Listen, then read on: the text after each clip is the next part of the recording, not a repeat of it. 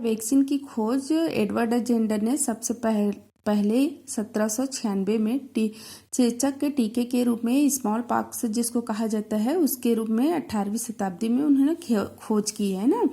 उन्होंने इसकी खोज कैसे की, इसके पीछे एक हिस्ट्री यहाँ बताई गई है।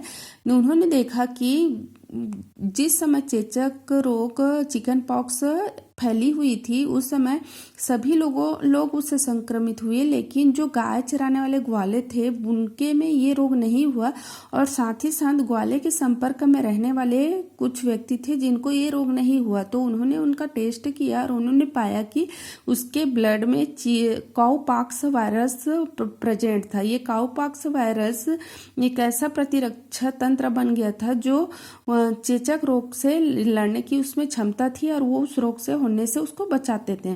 तब उन्होंने क्या किया, इस ग्वाले के ब्लड को निकाल के इस एक ऐसे बच्चे के शरीर में डाला जिसको पहले से चिकन पॉक्स रोग से वो संक्रमित था। तो उन्होंने देखा कि वो बच्चा जो है वो तुरंत स्वस्थ हो गया और चेचक रोग उसको नहीं हुआ। फिर उन्होंने उसके ऐसे लोगों के ब्लड से उन्होंने क्या किया, वैक्सीन तैयार कर लिया और इस वैक्सीन से फिर चेचक के रोग से, चिकन पॉक्स के रोग से बचा जा सकता है। सेकेंड यहाँ पर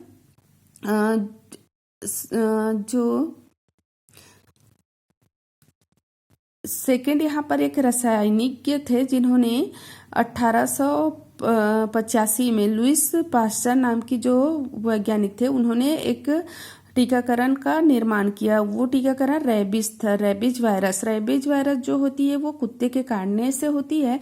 तो उन्होंने क्या किया, एक बच्चा जिसको रेबीज रोग से वो ग्रसित था उसके शरीर में कुत्ते के वायरस को प्रविष्ट कराया, जिससे क्या हुआ, वह बच्चा पूर्ण रूप से स्वस्थ हो गया। उसके शरीर में रेबीज वायरस को एंटीबॉडी का निर्माण करने लग गया और वो बच्चा पूर्ण रूप से स्वस्थ हो गया। फिर धीरे धीरे यह कार्य क्या हुआ, जो वैक्सीन बनाने का कार्य है वो बढ़ते गया और सन 1950 से 1970 को क्या माना गया, वैक्सीन बनाने का स्वर्ण युग माना गया। इस प्रकार से बहुत सारे जैसे क्षय, हैजा, टिटनेस, पोलियो, कुकुर खांसी, ये सभी का आज के डेट में वैक्सीन तैयार की जा चुकी है और इस वैक्सीन की लाभ भी उठाई जा रही है। वैक्सीन की कार्यविधि क्या होती है, वैक्सीन एक ऐसी औषधि होती है जिसको रोगजनक निष्क्रिय अवस्था में इसको उपलब्ध कराई जाती है ना।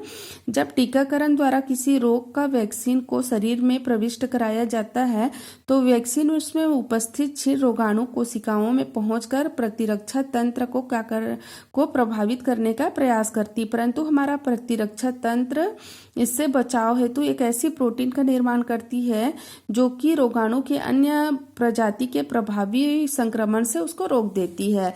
इसमें क्या बताया जा रहा है, वैक्सीन क्या होती है, वैक्सीन भी क्या है, वैक्सीन जो है एक वायरस ही है। जब हमारे शरीर में उसको प्रवेश कराया जाता है टीकाकरण के माध्यम से तो क्या करती है, हमारे शरीर की जो प्रतिरक्षा तंत्र होती है उसको एक्टिव कर देती है, सक्रिय कर देती है, जिससे बहुत सारे और प्रोटीन्स का निर्माण हो जाती है जो हमारे शरीर में प्रतिरक्षा तंत्र का कार्य करती है। अब सेकेंड टाइम जब हमारे शरीर में कोई रोगाणु प्रवेश करती है तो उसको हमला करके हमारे रोगों को हमें रोग होने से या उस रोगाणु से संक्रमण होने से हमारे शरीर को बचा लेते हैं। ये वैक्सीन की कार्य विधि होती है। यहाँ पर वैक्सीन के प्रकार को बताया गया है। एक आदर्श वैक्सीन किसे कहेंगे, आदर्श वैक्सीन ये होती है जो इसका प्रभाव शरीर पर पूर्ण रूप से दिखाई देनी चाहिए, इसके द्वारा लंबी अवधि तक शरीर की प्रतिरक्षा तंत्र का निर्माण होना चाहिए, इसका उपयोग तकनीकी सरल और दर्द रहित होनी चाहिए, इसे सरलता से प्राप्त की जानी चाहिए क्योंकि हर वर्ग की व्यक्ति इसको खरीद सके ऐसा वैक्सीन होना चाहिए, इसके द्वारा संपूर्ण शरीर की प्रतिरक्षा होनी चाहिए, अल्प मात्रा ही शरीर की प्रतिरक्षा कर देनी चाहिए। एक वैक्सीन की ये क्या होती है, क्वालिटी होती है। वैक्सीन का प्रकार 3 प्रकार की होती है, परंपरागत वैक्सीन, परिष्कृत वैक्सीन जिसको बनाया जाता है और पुनर्योगज वैक्सीन। परंपरागत वैक्सीन जीवित वैक्सीन और निष्क्रिय वैक्सीन होती है। पुनर्योगज वैक्सीन पुनर्योगज पॉलीपेप्टाइड वैक्सीन और डीएनए वैक्सीन होती है। तो परंपरागत वैक्सीन किसे कहेंगे, इसके अंतर्गत वे वैक्सीन को सम्मिलित किया गया है जिसमें रोगजनक जीव का टीके के रूप में, यही जो अभी बता रहे हैं ना, कोई भी जैसे रेबीज है तो रेबीज को जब शरीर में प्रवेश कराया जाता है उसको परंपरागत है, तो कई जीवित जीवित रहता है वैक्सीन और कई निष्क्रिय रहता है। जीवित वैक्सीन क्या होती है, एक्टिव होती है और ये जल्दी ही शरीर में प्रवेश कराने के बाद अपना असर दिखाने लग जाता है। अधिकांश विषाणु जनित जो होती है ये रेबीज वैक्सीन होती है, वो क्या है, जीवित वैक्सीन है। निष्क्रिय वैक्सीन क्या होती है, ऐसे वैक्सीन जो सक्रिय नहीं होती, निष्क्रिय होती है। इसको सक्रिय करने के लिए क्या किया जाता है और दूसरे वैक्सीन के साथ उसको एक्टिव किया जाता है, वैक्सीन को बार बार उसका उपयोग किया जाता है, इसको निष्क्रिय वैक्सीन कहा जाता है। परिष्कृत वैक्सीन क्या होती है, इस वैक्सीन के अंतर्गत ऐसे वैक्सीन को सम्मिलित किया गया है जिनका संबंध रोगजनक से पृथक किए गए कुछ शुद्ध एंटीजन, जिसको हम पृथक करके अलग कर देते हैं, जिससे क्या एंटीजन तैयार की जाती है। इसको परिष्कृत मतलब जिसको छांट कर अलग कर देते हैं, उससे जब वैक्सीन तैयार की जाती है तो उसको परिष्कृत वैक्सीन कहते हैं। फिर पुनर्योगज मतलब रिकॉम्बिनेशन से जब हम वैक्सीन तैयार करते हैं तब उसको पुनर्योगज कहते हैं। इसमें पॉलीपेप्टाइड वैक्सीन और डीएनए वैक्सीन तैयार की जाती है।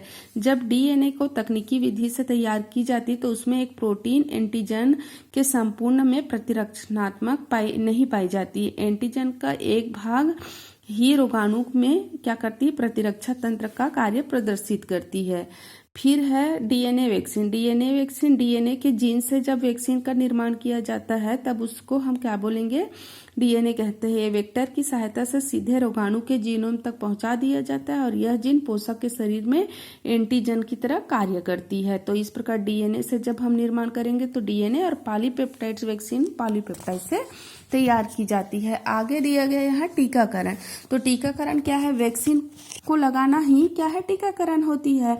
जब शरीर में वैक्सीन दी जाती है या जीव में किसी रोग के प्रति उपार्जित प्रतिरोधक क्षमता उत्पन्न की जाती है तो वही क्या कहलाती है, टीकाकरण कहलाती है। टीका कई प्रकार की होती है, जैसे चेचक का टीका होता है, डिप्थीरिया का होता है, पोलियो का होता है, टिटनेस का होता है ना, ये सभी होती है।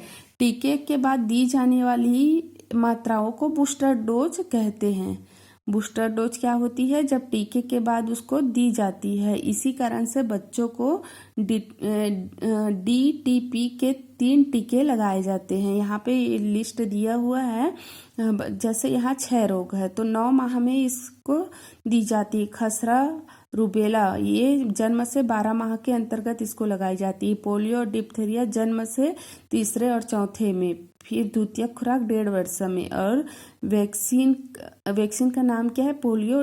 यहाँ पे लिस्ट दिया है, आप लोग एक बार इसको देख लेना। वैसे भी सबके घर में छोटे बच्चे रहते हैं तो एक बुक रहती है जो हॉस्पिटल से मिली होती है, उसमें भी ये टीकाकरण का पूरा लिस्ट आप देख सकते हैं। यहाँ से क्वेश्चन पूछ सकते हैं, जैसे पूछ देंगे कि छोटी माता चेचक में कितने मंथ में कौन से टीका लगती है, कितने मंथ में इसको लगाई जाती है। तो जन्म के 3 माह के अंदर, फिर 3 वर्ष के पश्चात, और इसको क्या बोलते हैं, चेचक वैक्सीन बोला जाता है। तो ये सबको आप लोग ध्यान से देख लेंगे। इसमें दिया है प्रतिरक्षणात्मक अनियमितताएं।